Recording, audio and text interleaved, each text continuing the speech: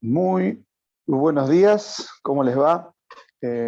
Nuevamente vamos a continuar en esta mañana con el estudio del Evangelio de Juan. Ya llegamos a capítulo 5, ya terminamos con la introducción, que fueron los primeros 4 capítulos, donde podemos ver cómo Cristo se presenta como el Hijo de Dios a distintas personas, en las cuales todos podemos estar en alguno de esos grupos identificados, demostrando la necesidad sin importar nuestra condición y sin importar quiénes somos, de Cristo, ¿no? Para continuar con capítulo 5 y capítulo 6, donde encontramos el inicio de algunos problemas. Vamos a encontrar la confrontación del Hijo de Dios en capítulo 5 y capítulo 6, que es lo que va a dar el puntapié inicial a lo que termina, como todos conocemos, en Pascua, que es la crucifixión del Señor Jesucristo y la resurrección. Pero para eso vamos a orar y vamos a dejar este tiempo en las manos de Dios. Nuestro Dios, somos agradecidos en esta mañana por tu palabra. Somos agradecidos porque con ella nos hablas, con ella nos animas, con ella nos exhortas, pero con ella también consuela nuestros corazones. Señor, rogamos de tu Espíritu en nuestros corazones, hablándonos, moldeando nuestros corazones a semejanza, Señor, de tu Hijo. Nuevamente, gracias por este tiempo, gracias por tu palabra, y rogamos para que podamos salir edificados. En el nombre de Jesús, amén.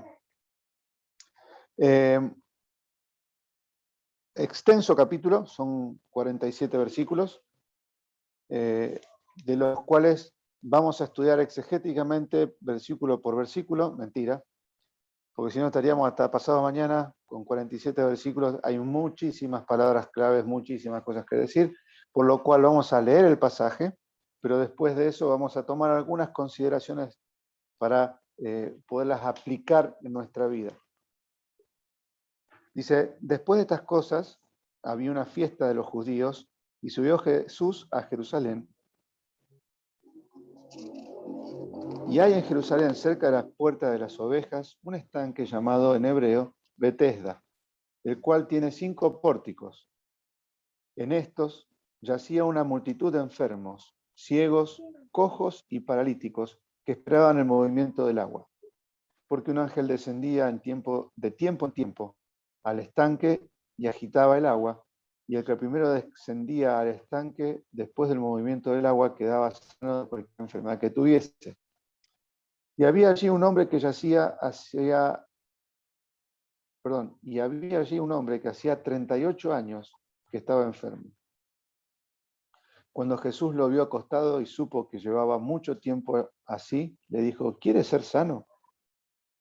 Señor, le respondió el enfermo, no tengo quien me meta en el estanque cuando se agite el agua, y entre tanto que yo voy, otro desciende antes que yo. Jesús le dijo, levántate, toma tu lecho y anda. Y al instante aquel hombre fue sanado, y tomó su lecho y anduvo, y era día de reposo aquel día.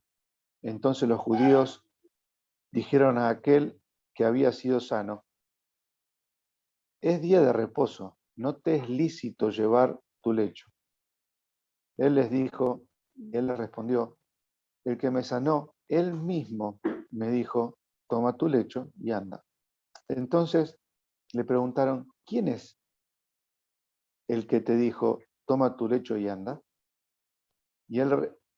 Y el que había sido sanado no sabía quién fuese, porque Jesús se había apartado de la gente que estaba en aquel lugar. Después le halló Jesús en el templo y le dijo, mira, has sido sanado, no peques más, para que no te venga alguna cosa peor. El hombre se fue y dio aviso a los judíos que Jesús era el que le había sanado. Y por esta causa los judíos le perseguían a Jesús y procuraban matarle, porque hacía estas cosas en el día de reposo. Y Jesús le respondió, mi Padre hasta ahora trabaja y yo trabajo. Por esto los judíos aún más procuraban matarle, porque no solo quebrantaba el día de reposo, sino que también decía que Dios era su propio Padre, haciéndose igual a Dios. Respondió también Jesús y les dijo, de cierto os digo, no puede el Hijo hacer nada por sí mismo, sino lo que ve hacer al Padre, porque todo lo que el Padre hace también lo hace el Hijo igualmente. Porque el Padre ama al Hijo y le muestra todas las cosas, y Él hace y mayores obras que éstas demostrará, de modo que vosotros os maravilléis. Porque como el Padre levanta a los muertos y les da vida, así también el Hijo a los que quiere da vida. Porque el Padre a nadie juzga, sino que todo el juicio dio al Hijo, para que todos honren al Hijo como honran al Padre. El que no honra al Hijo no honra al Padre que le envió. De cierto os digo, el que oye mi palabra y cree al que me envió, tiene vida eterna, y no vendrá a condenación, mas ha pasado de muerte a vida. De cierto os digo, viene la hora, y ahora es, cuando los muertos oirán la voz del Hijo de Dios, y los que la oyeren vivirán. Porque como el Padre tiene vida en sí mismo, así también ha dado al Hijo el tener vida en sí mismo.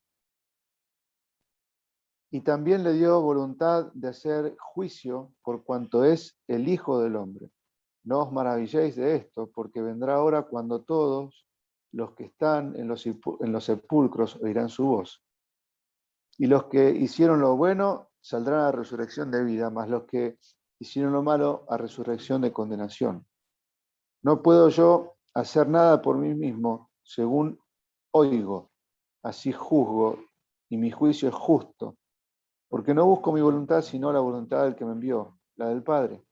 Si yo doy testimonio acerca de mí mismo, mi testimonio no es verdadero.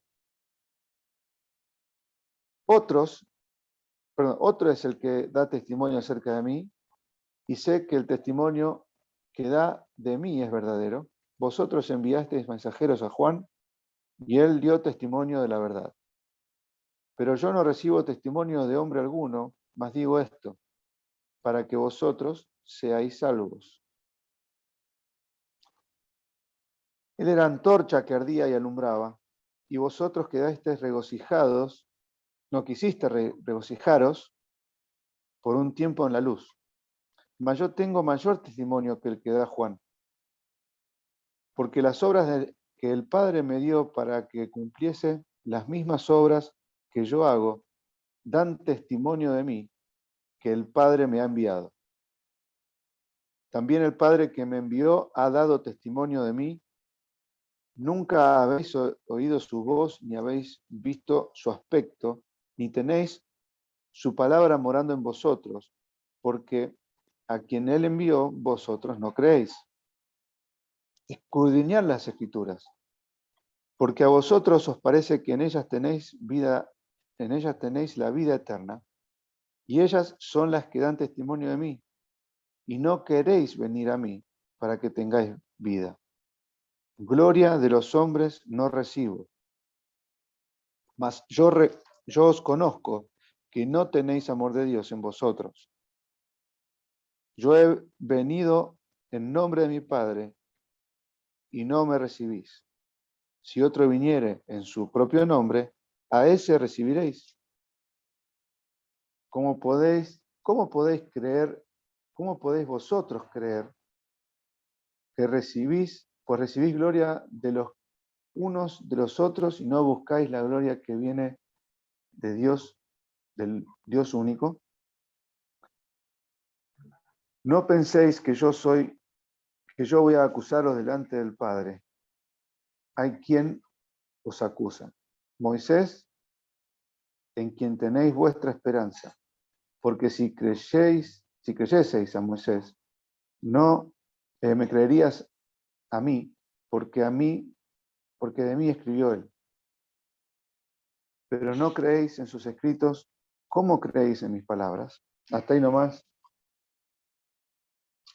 en la palabra de Dios. Como dije recién, capítulo 5 y capítulo 6 van a ver las confrontaciones, es el inicio de las confrontaciones hacia el Hijo de Dios, hacia Cristo. La única diferencia es que en capítulo 5 este suceso está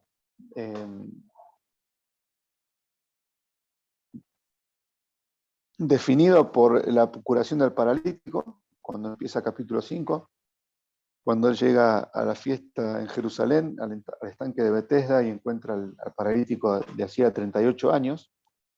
El resultado que produce esto en el pueblo de Israel es que hay oposición a esto y hay enemistad, claramente, porque dice que los judíos aún más procuraban matarle porque no solo quebrantaba el día de reposo, sino que también decía que Dios era su propio Padre, haciéndose igual a Dios, versículo 18, capítulo 5, versículo 18, donde vemos el resultado de haber sanado el paralítico. Y el involucrado es un paralítico, es una sola persona, y en contraposición a lo que encontramos en capítulo 6, es que el suceso es la alimentación de los 5.000, que no vamos a hablar de eso. El resultado de esta obra no es enemistad, sino al contrario, dice que proclamaban su nombre, empezaron a seguirle. Y los que estuvieron involucrados no eran una sola persona, sino que eran al menos 5.000 hombres, como describe la Escritura. Ahora, de todo esto, quiero que podamos tener algunas consideraciones personales para poder aplicarlas a nuestra vida. En primer lugar, versículo 3, dice: en estos yacía una multitud de enfermos, ciegos, cojos, paralíticos, que esperaban el movimiento de las aguas. Lo primero que quiero que entendamos en esta circunstancia que va a atravesar o que va a pasar el Señor Jesucristo y en la que va a mostrar nuevamente su deidad, es que personalmente, o sea, hablando hacia nosotros, es que, como dice ahí, dice, yacía una multitud de enfermos. Y lo que quiero que entendamos es que el paralítico no era el único que estaba en el estanque. No era que solamente estaba el estanque Betesda y como el paralítico era el único que vivía ahí, se le acercó al paralítico. O sea, en el estanque había más personas. Y contrario a lo que por ahí nos suele pasar en circunstancias adversas, es que hay muchos que están alrededor nuestro pasando circunstancias similares, peores o no, pero que son circunstancias adversas. ¿Ves? Ahí describe que había grupos de enfermos, fíjense que dice ciegos, cojos, paralíticos. O sea, había distintos grupos de dificultades físicas, ¿sí? Ahora, el que era ciego, ¿sí? Su problema era la ceguera. El que estaba enfermo, el problema de esa persona era que estaba enferma. El que estaba paralítico, el problema de esa persona era que estaba paralítico, ¿sí? Pero todos tenían un solo, o sea, tenían el mismo problema. O sea, todos tenían un problema. Independientemente de cuál era el problema que ser curados. Y lo que quiero que entendamos es que nosotros no somos los únicos que estamos en situaciones difíciles. Todos los que estamos en este mundo tenemos situaciones que pueden ser difíciles para nosotros, pero que otros tal vez no la están sufriendo. Porque el que estaba ciego no estaba paralítico. El que estaba paralítico no estaba ciego. O sea, ves que hay grupos definidos. O sea, hay situaciones que para nosotros son especiales o catastróficas, que no digo que no lo sean, sino que todos están pasando, o todos estaban pasando, por una situación que para ellos era única e irremediable, o al menos desde su punto de vista. Versículo 5. Lo segundo que quiero que veamos es por qué Juan, me llamó la atención a mí, por qué Juan describe, dice, hacía 38 años que estaba en el lugar. Lo segundo que quiero que entendamos que hay situaciones que pueden llevar mucho tiempo, pero no porque lleven mucho tiempo escapan de lo que Dios tiene para esa persona.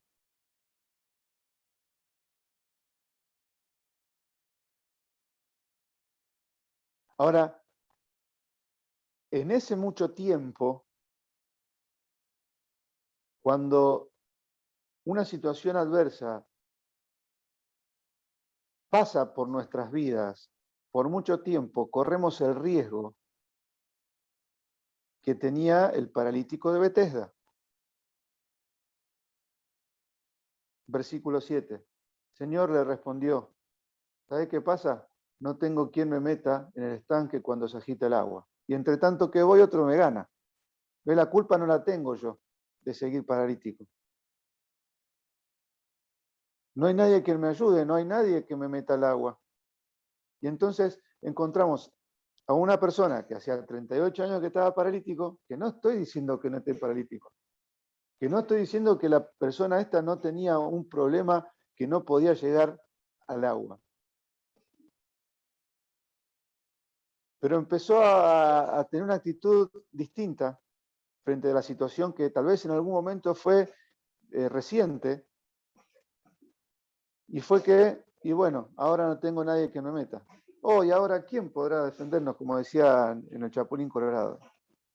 Ya el paralítico era como que estaba desahuciado, ya no tengo quien me meta. Y cuando voy ya se metieron, así que ya está, me quedo acá. ¿Para qué voy a ir al lado del estanque si me ganan siempre?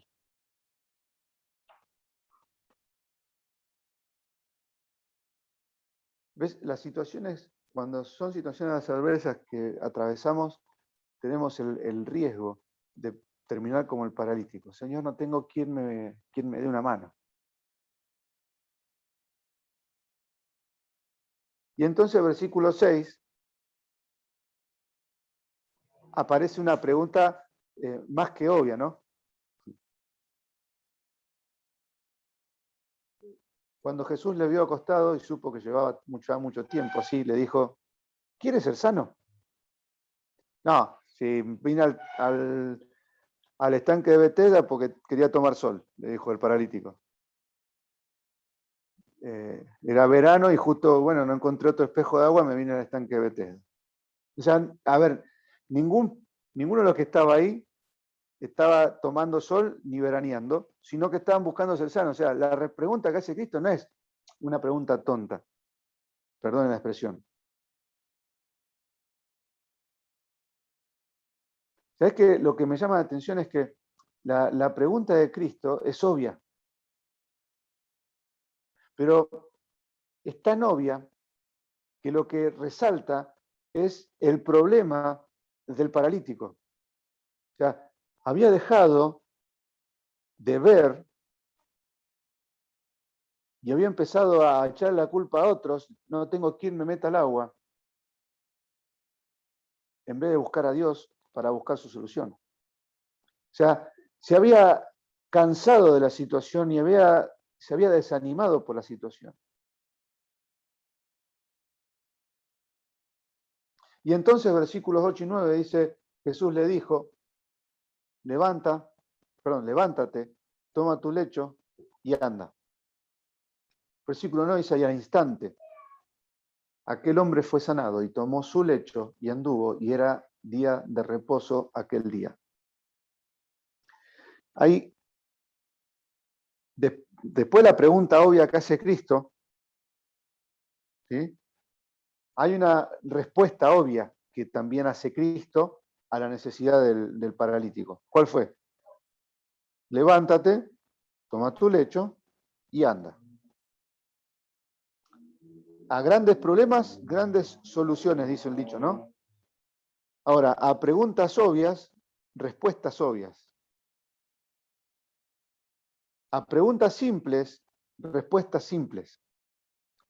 A situaciones que nos aquejan, cuando vamos al lugar indicado, las respuestas son simples.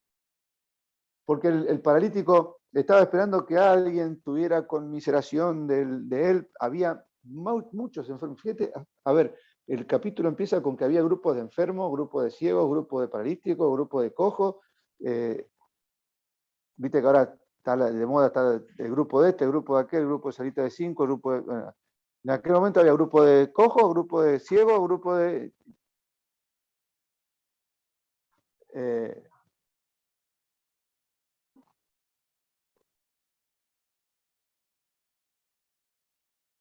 pero versículo 9, así como es tan simple la respuesta de Cristo hacia la necesidad del cojo, porque le dice, bueno, ¿vos querés ser sano? Y sí, maestro, o sea, yo estoy acá porque me quiero meter al estanque, pero nadie me puede meter, ¿viste? O sea, no llego, y cuando llego ya otro se metió, ya fue sano, ya otra vez tengo que esperar, que hice de tiempo en tiempo, o sea, ni siquiera algo regular. Maestro, me encantaría ser sano. Bueno, entonces levantate, agarra tu colchita, porque eso era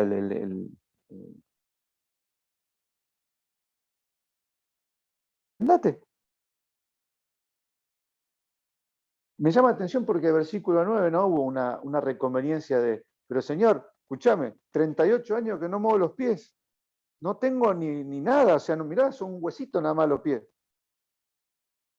La particularidad del muslo, que es la parte superior de la pierna, es que es un músculo que crece mucho, ¿sí? Es uno de los músculos más grandes y más fuertes del cuerpo humano, pero tiene una particularidad, que es cuando está inactivo, es el músculo que más rápido baja de volumen y de fuerza. O sea, es el más grande, pero cuando lo tenés inactivo, es el que más rápido decrece.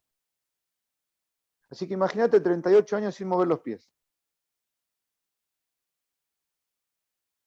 O sea, tiene que haber sido huesito nomás. Huesito y piel.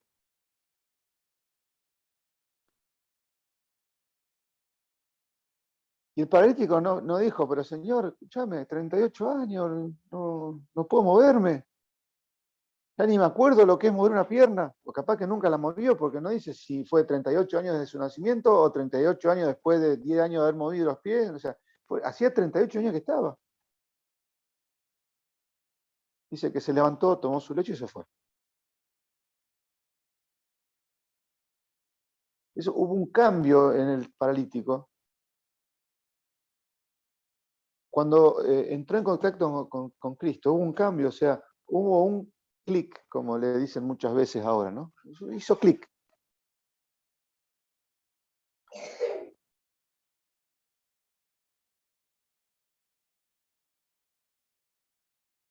Hubo un cambio de actitud, una obediencia sencilla y sin cuestionamiento. No hay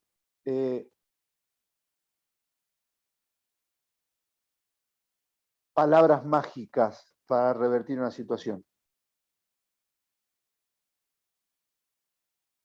Porque si el paralítico no se levantaba, no tomaba su lecho y no caminaba, el paralítico ese seguido ahí, andás a ver hasta cuándo, hasta que se muriera. Porque no hubiese podido meterse al estanque, porque seguía sin poder caminar. No fue una palabra más. Abracadabra y plin, lo tocó con la varita mágica y se levantó el paralítico con el carruaje de calabaza atrás. ¿Viste? No existe la hada madrina.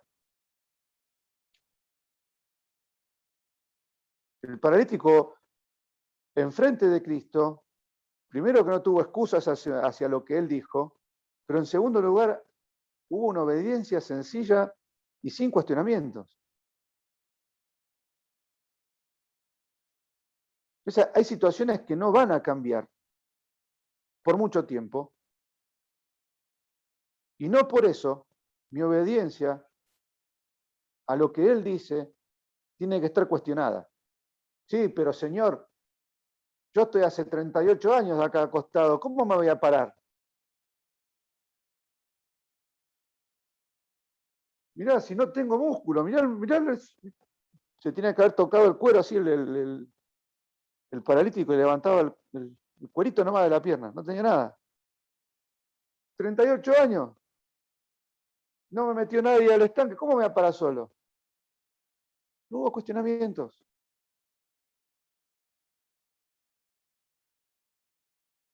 La obediencia a su palabra es el remedio a las situaciones de nuestra vida.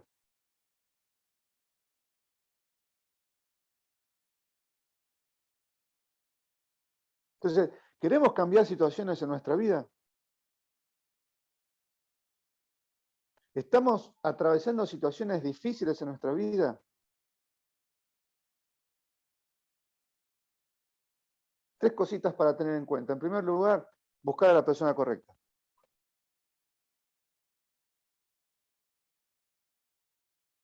Buscar en la persona correcta.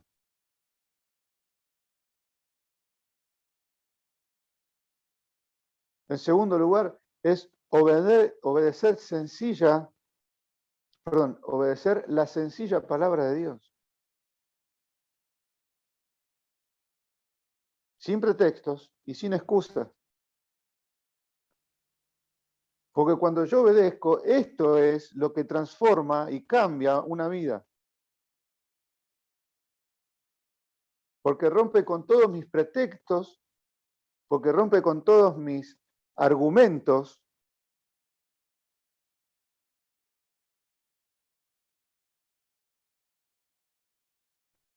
porque rompe todas mis quejas, porque no dependo de que otros hagan lo que yo tengo que hacer, que es obedecer su palabra.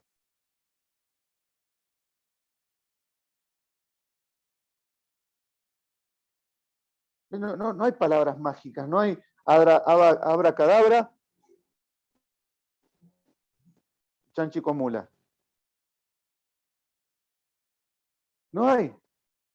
Es obediencia sencilla a lo que Dios me dice en su palabra. Dejar de lado mis estructuras, dejar de lado mis argumentos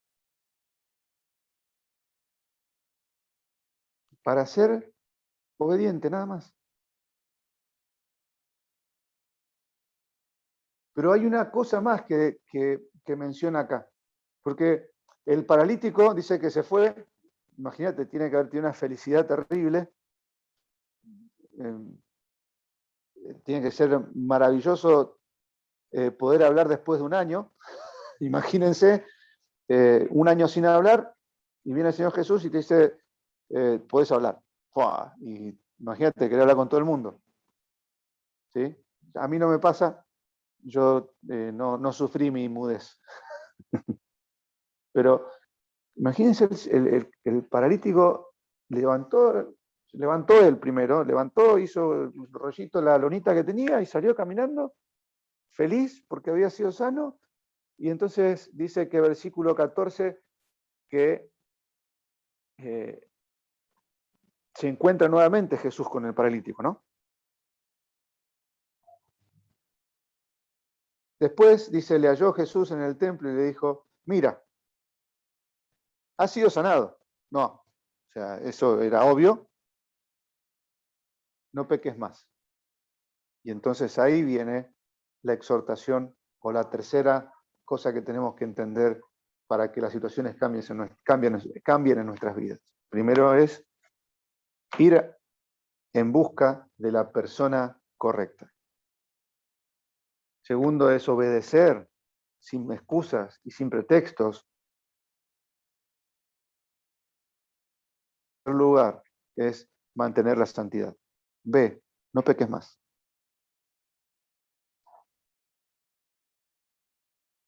Ve, no peques más. Porque cuando el pecado está en nuestras vidas, no porque el paralítico si pecaba de vuelta iba a quedar paralítico, ¿no? O sea, no le dice eso Cristo. Cristo le dice, ve, no peques más porque peores consecuencias, porque dice, para que no te venga alguna cosa peor, o sea, te puede venir algo peor, o sea, si seguís haciendo algo malo, podés terminar peor, y eso es cierto, o sea, no hace falta ser mago para saber eso, pero Jesús se lo dijo, ¿no?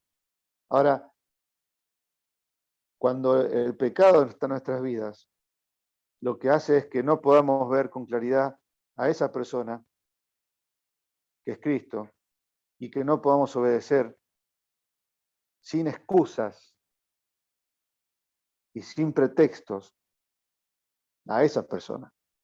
Por eso es que le dice, ve, se ha sido sanado, no peques más, no sea que te venga algo peor.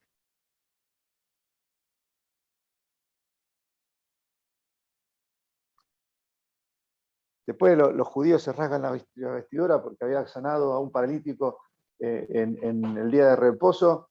Y fíjate que los judíos que están ahí, eh, el reclamo que le hacen al paralítico, dice, ¿cómo vas a llevar el, el trapo enroscado abajo del brazo en un día de reposo? ¿No ves que eso está prohibido? Y yo me pongo en el lugar del paralítico y le digo, mira, escúchame. Hasta hace 38 años y 30 segundos estaba tirado de atrás. Y mirá si no me voy a ir a mi casa con el trapito abajo del brazo.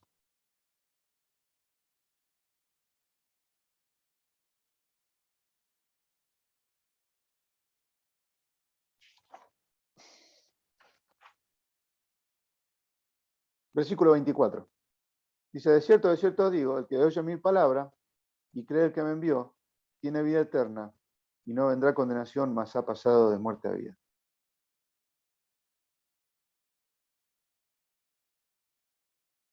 Eh, ya versículo del 19 en adelante empieza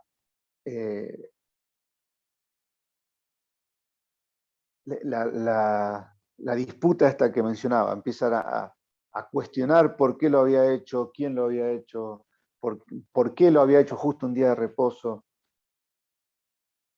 Y entonces Jesús le va a decir, de cierto, te digo, no puede el Hijo hacer nada por sí mismo, sino porque se lo deja hacer el Padre, ya haciendo referencia de que todo lo que hacía él era porque era hijo de Dios. Eso los enardeció mucho más, porque ya versículo anterior les estaba diciendo que eh, mi Padre hasta ahora trabaja y yo trabajo, haciéndose hijo de Dios, pero aparte eh, que trabajaba en nombre de Dios, y eso era inadmisible para un judío eh, que estaban en aquella época.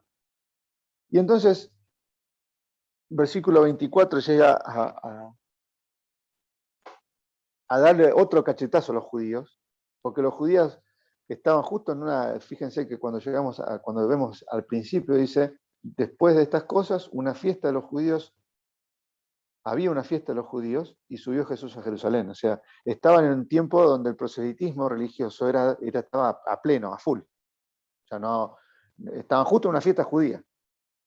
Entonces, en ese momento, Jesús le dice, de cierto digo, el que oye mis palabras y cree que me envió, tiene vida eterna.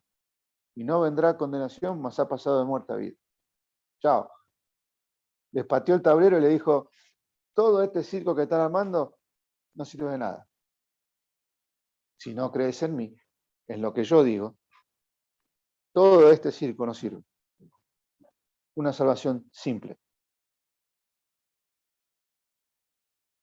Porque Jesús le dijo, el que oye mi palabra y cree el que me envió.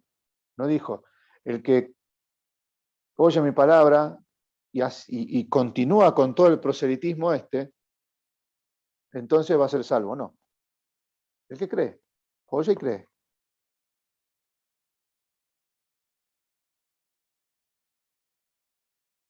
Versículo 35. Y entonces habla desde el 30 en adelante va a hablar de un testimonio, de quién es el que da testimonio de que lo que Cristo estaba haciendo era veraz. Y entre medio de todo eso va a mencionar en versículo 35 a una luz que brilla. Porque el versículo 35 dice, Él era antorcha que ardía y alumbraba, y vosotros quisisteis regocijaros por un tiempo en su luz. Mas yo tengo mayor testimonio que el de Juan. No por menospreciar el testimonio de Juan, sino muy por el contrario, porque cuando describe a Juan, dice, él era antorcha que ardía y alumbraba. Y da tres características acerca de la luz que nosotros tenemos que aprender. En primer lugar, lo que va a mencionar es que Juan era antorcha. Y eso habla acerca de una posición que ocupaba. Cuando vamos a la parábola de la luz bajo el Talmud, que no puede ser escondida bajo un Talmud, nos habla a nosotros que somos luminares en este mundo.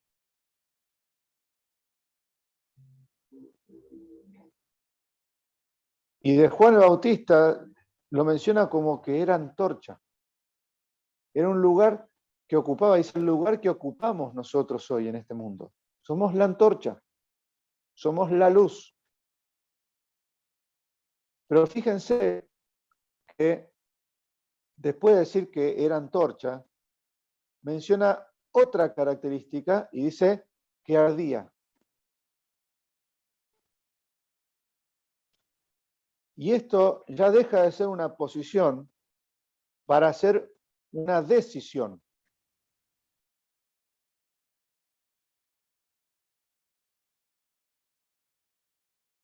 Porque todos los que estamos juntos acá, en la iglesia, somos antorchas.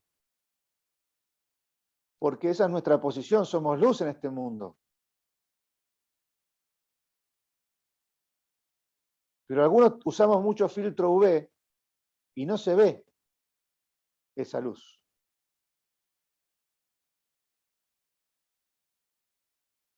Porque tomamos otra decisión de arder.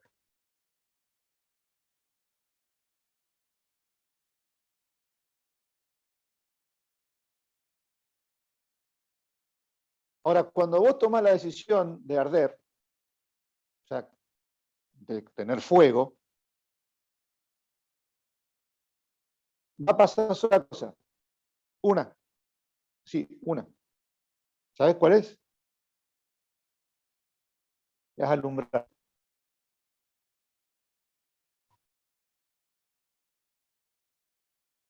Porque si no, les explico qué significa físicamente el fuego. Una reacción química que produce luz y calor. Entre un combustible, un comburente y una chispa. Pero la decisión de arder tiene que estar, o sea, tiene que haber una proporción. Si no hay qué cosa arda, por más que haya chispa, no se va a prender fuego. Ahora, una vez que se prende fuego, eso produce luz y calor. Una posición, porque Juan el Bautista era la antorcha, una decisión porque él dice que ardía y el resultado es que alumbraba.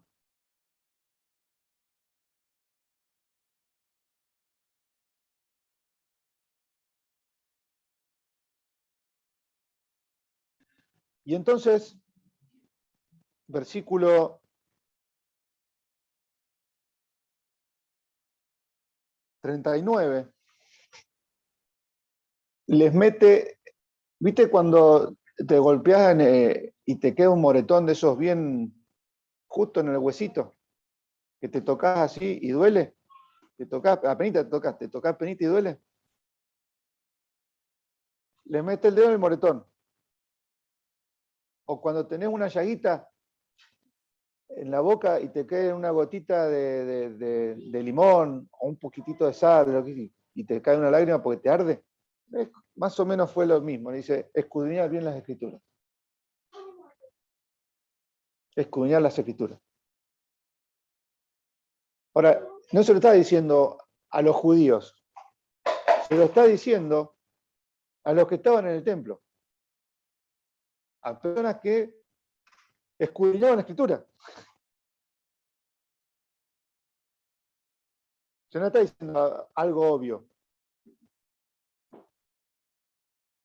Lo que está diciendo es, escúchame, vos abrís la Biblia, pero no estás estudiando.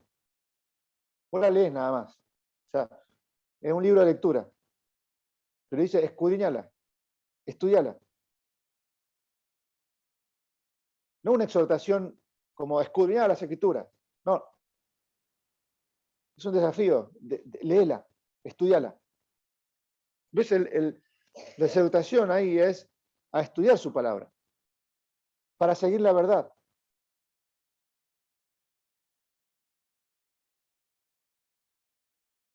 Y es la exhortación a nosotros. ¿Por qué? Porque cuando seguimos un poquito más abajo, dice, porque a vosotros os parece tener vida eterna. Sí, es verdad. Porque en su palabra nosotros confiamos para vida eterna, y es cierto. Y nadie lo puede discutir a eso, y nadie te va a decir, no, mentira. Al menos nadie de los que están. No, mentira. La Biblia no dice eso. La Biblia no dice que Cristo es la salvación. No, no, mentira. No, no, en eso sí crees. Eso es lo que te estoy diciendo. Dice, porque vosotros os parece que en ella tenéis la vida eterna. O sea, eso lo está afirmando. Porque el judío que estaba ahí adentro del templo estaba seguro, o por lo menos creía, que sí, que en la escritura estaba la vida eterna, en seguir la escritura estaba la vida eterna.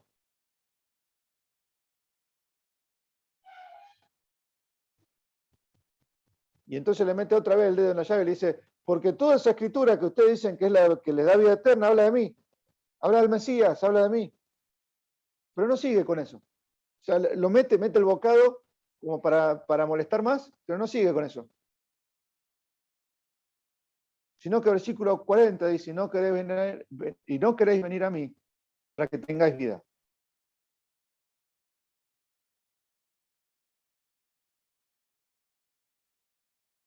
Y sabes que yo haciendo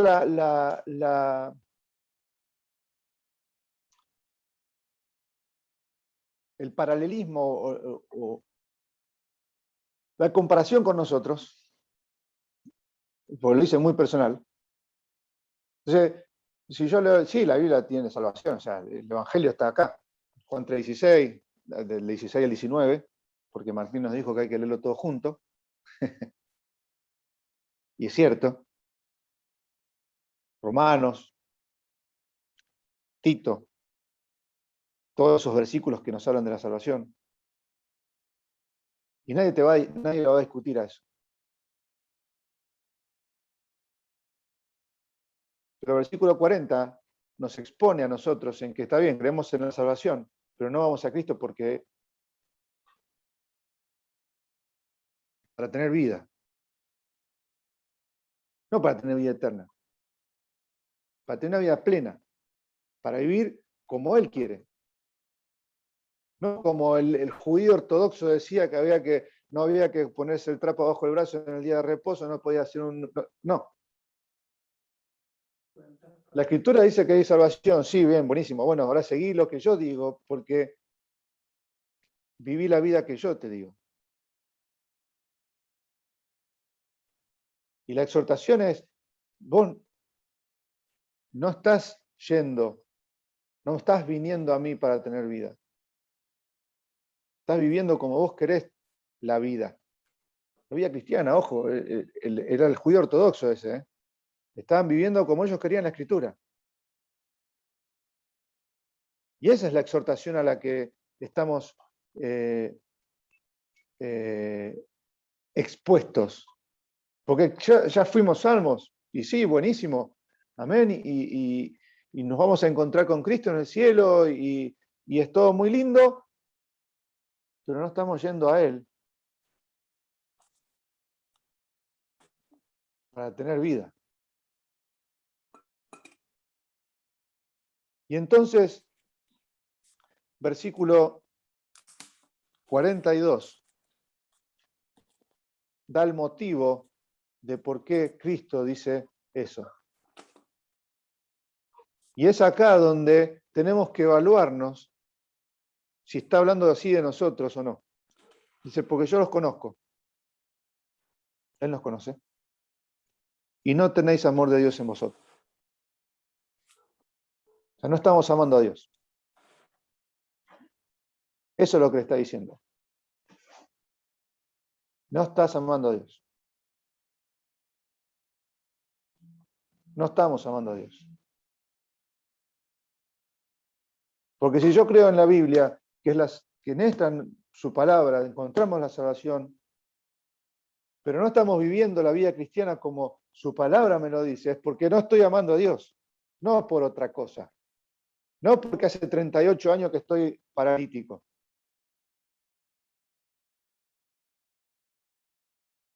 No porque hace 38 años que tengo una situación que no superé, o que no puedo superar, o que Dios está permitiendo vivir en mi vida. No por eso, sino porque no lo amo. Nada más.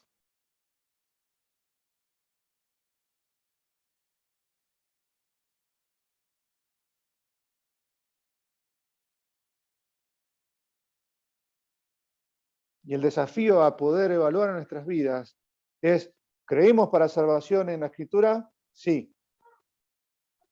¿Estamos viviendo la vida cristiana como su palabra nos dice?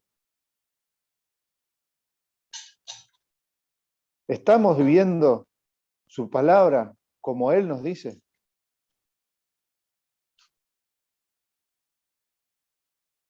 ¿Estamos amando?